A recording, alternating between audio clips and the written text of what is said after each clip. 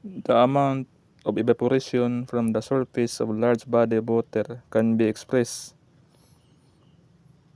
by the function E is equal to W divided by 20 square root of E, where E is the surface area in square miles, W is the wind speed over the water and miles per hour, and E and is the water evaporation in inches per day. Determine the evaporation on lake with water surface area of 9 square miles if the wind speed is 10 miles per hour.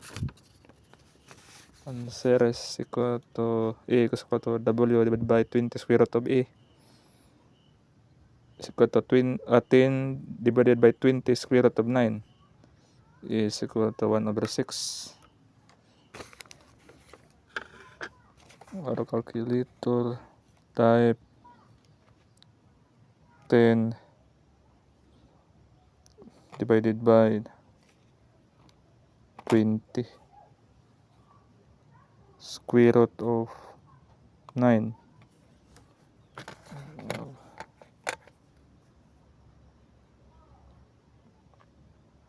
Calculator 10 divided by 20 square root of 9 and type equals